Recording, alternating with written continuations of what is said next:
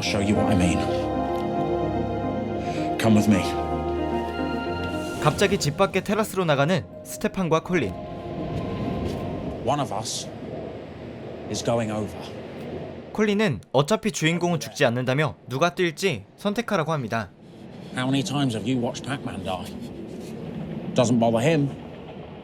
스테판은 주인공이니까 콜린한테 뛰어보라고 하는 게 좋을 것 같은데요. Which one of us is jumping?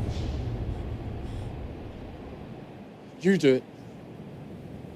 See you around.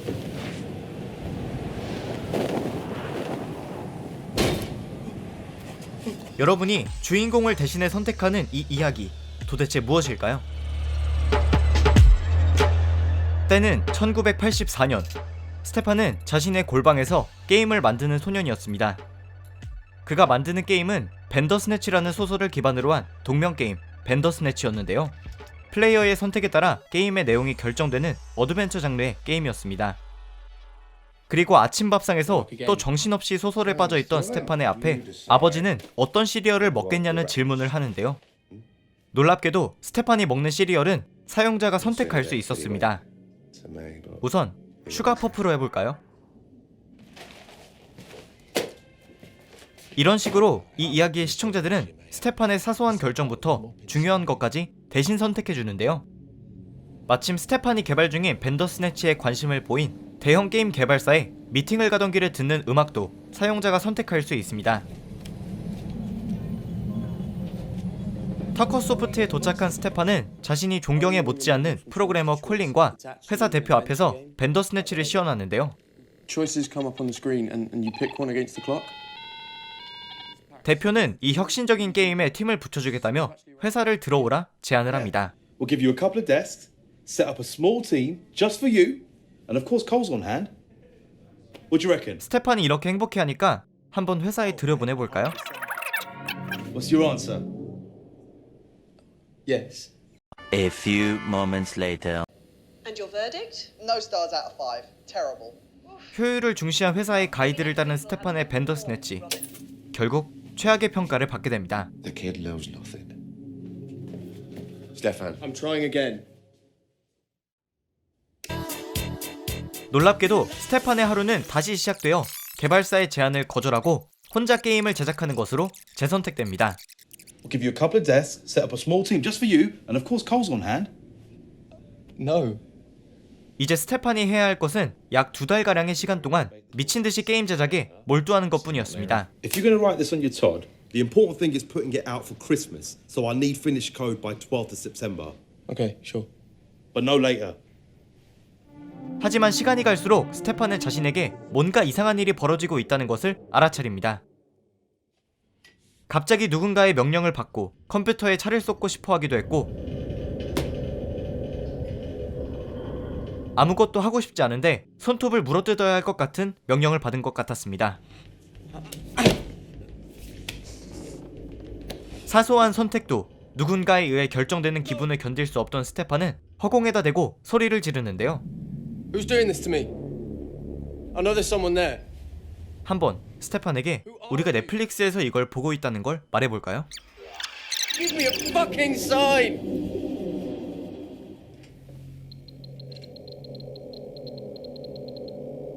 Fucking hell. What the fuck is Netflix?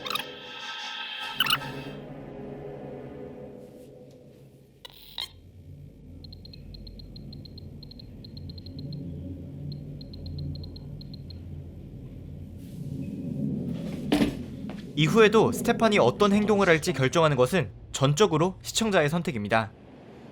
I'll do it.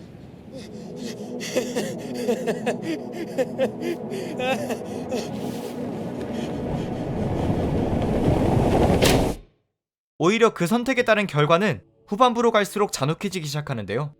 존경하는 동료를 죽일지 아니면 자신이 죽을지 아버지를 죽일지 참을지 어떤 선택을 하느냐에 따라 이야기의 최종 결과가 달라지지만 그 과정 속에서 선택되어야 할 것은 선택하게 만들고야 마는 이 이야기는 블랙미러 벤더스네치였습니다. So, Bandersnatch.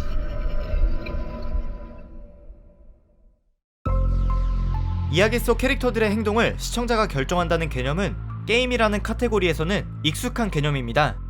대표적인 예시로 소니사의 플레이스테이션 전용으로 나온 게임 디트로이트 비컴 휴먼이 있는데요. 사용자의 선택에 따라 타인의 목숨과 집단의 운명이 결정된다는 점에서 가볍게 시작했다가 진지하게 게임에 임하기도 했습니다. 하지만 영화라는 일방적인 매체에서 시청자는 내용을 받아들이고 사고하는 데에는 능동적인 개체가 될 수 있지만 영화 속 캐릭터 혹은 이야기 자체와 물리적으로 상호작용할 수 없었는데요. 당연한 이야기이지만 시청자는 어떠한 영화 속 인물에 대해서도 아무런 권한을 갖고 있지 못하기 때문입니다. 그리고 이것을 부순 것이 넷플릭스 오리지널 블랙미러 벤더스네치인데요. 어떤 시리얼을 먹을 것인가라는 가벼운 선택부터 주인공의 아버지를 때리게 하는 폭력적인 선택도 할 수 있습니다. 이와 같이 시청자의 선택에 따라 결정되는 이야기의 최종 결말은 현재까지 확인된 것은 5개가 있는데요. 블랙미러 벤더스네치와 같은 혁신적인 스토리는 넷플릭스와 같은 스트리밍 플랫폼에 독자적인 영상을 제작할 수 있는 환경이 마련되어 있지 않았다면 절대 불가능했을 매우 실험적인 형태를 갖고 있다고 할 수 있습니다. 하지만 이 이야기가 혁신적이라고 느껴진 이유는 단순히 사용자가 주인공의 행동을 결정한다 때문만은 아니었는데요. 독자의 선택에 따라 이야기가 그때그때 달라지는 벤더스네치라는 책을 읽은 주인공이 플레이어의 선택에 따라 그때그때 이야기가 달라지는 게임을 개발하는데 그런 주인공의 행동을 사용자가 개입해서 중요한 선택을 대신 해줍니다. 쉽게 말해 A라는 인물은 B로 하여금 선택하게 만들고 B라는 인물은 C라는 인물을 선택하게 만드는 것인데요. 액자 속의 액자와 같은 구조를 갖고 있는 벤더스네치는 넷플릭스를 보면서 주인공을 조종하는 시청자들도 사실은 짜여진 틀 안에서 우리가 알 수 없는 누군가의 관여를 받고 있다는 메시지가 담겨 있습니다. 눈앞에 선택지가 놓였을 때 어떤 것을 선택해야 자신에게 이득이 되는가를 고민할 수 있는 인간의 자유의지가 사실은 자유의지가 아닐 수 있다는 점을 꼬집은 것인데요. 실제로 17세기 네덜란드의 철학자 스피노자는 인간을 비롯한 모든 존재하는 것들은 대자연의 일부이고 대자연의 운명은 이미 정해져 있기 때문에 무엇을 선택한다는 인간의 자유의지는 존재하지 않는다라고 했었습니다. 현재 다양한 해외 커뮤니티에서는 벤더스네치에서 사용자가 결정할 수 있는 모든 경로와 결말을 표로 확인할 수 있는데요. 세부적으로 다른 결말이라고 할 수 있지만 주인공 스테판의 운명은 대부분 단 하나로 귀결되는 것을 확인할 수 있었고 이는 앞서 말씀드린 스피노자의 견해와도 상당히 들어맞는 부분이 많습니다. 이 작품 자체에 대해서 이야기를 해보자면 배우들의 연기나 이야기의 혁신성 그리고 1980년대의 분위기를 잘 살렸다는 것에는 칭찬할 만하지만 딱 한 번만 보고는 이 작품의 의도하는 바, 이야기하는 바를 잘 이해할 수 없을 정도로 어렵습니다. 솔직하게 첫 시청 이후에는 이야기가 난잡해서 메인 스토리를 따라가기도 힘들다는 생각이 들 정도였는데요. 이와 유사한 액자 속의 액자 구성을 갖고 있는 이야기로는 크리스토퍼 놀란 감독의 인셉션이 있었습니다. 두 이야기의 큰 차이점이라면 적어도 인셉션은 작품 속에서 이동이 이뤄질 때 어떤 것이 바깥의 상황인지 어떤 것이 내부의 상황인지를 확실하게 구분지어줬는데요. Think about it, Ariadne. How did you get here? We're dreaming? You're actually in the middle of the workshop right now. Sleep. 이는 인셉션의 스토리 전달을 친절하게 하고자 한 놀란 감독의 의도가 담겨있다고 할 수 있습니다. 반대로 벤더스네치는 제작자들이 의도적으로 혼란을 주고자 한 바를 여러가지 매개체를 통해 확인할 수 있었는데요. 그 요소 중 하나가 바로 주인공이 반복적으로 섭취하는 알약과 금발의 게임 개발자로 있었던 콜린이 준 마약성 제품이었습니다. What is it? It lets you see the bigger picture. 이뿐만이 아니라 후반부로 향할수록 극단적이고 당황스러운 전개를 추가해서 시청자가 머릿속으로 지난 이야기들의 기승전결을 정리하기 힘들게 만드는데요. You don't jump out. You're not scripted to jump out, see, Mike? Stefan. Do you want to sit down for a moment? 때문에 차분한 마음으로 반복적인 시청을 해보는 것을 추천해드리고 싶습니다. 이는 단순히 이야기를 이해해보자는 것도 있지만 벤더스네치 안에 담긴 의미나 본인만의 해석을 도전해보시라는 의미에서 드리는 제안이기도 한데요.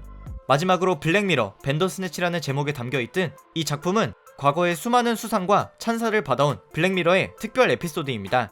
지난 4개의 시즌을 보셨거나 이전에 B맨 채널에서 소개해드린 영상을 통해 확인해보셨다면 이 시리즈가 얼마나 충격적이고 혁신적인 이야기로 가득한지 아실 텐데요. There's no genitals in Space Fleet. No sensation at all. 오늘 소개해드린 벤더스네치가 너무 복잡해서 별로 보기 싫으셨더라도 다른 블랙미러 시리즈는 꼭 한번 시청해보시기 바랍니다. 블랙미러는 넷플릭스 오리지널이기 때문에 넷플릭스에서만 보실 수 있는데요. 오늘은 넷플릭스 홍보 영상이 아닌 오직 이 작품에 대한 이야기를 하고 싶었기 때문에 긴 언급은 하지 않겠습니다. 혹시 벤더스네치를 시청해보신 분들이 계시다면 댓글로 후기나 본인의 해석을 남겨주시면 감사하겠습니다. 그럼 지금까지 삐맨이었습니다.